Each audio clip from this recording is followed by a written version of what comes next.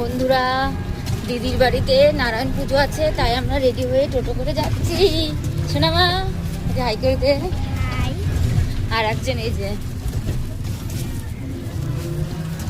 দিদির বাড়ি যাচ্ছি। চলো দিদির বাড়ি গিয়ে দেখাই দিদির নতুন বাড়িতে।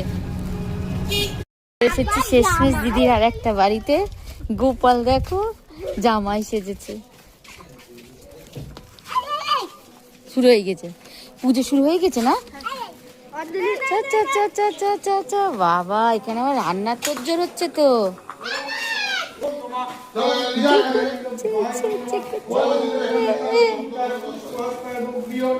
পুজো হচ্ছে।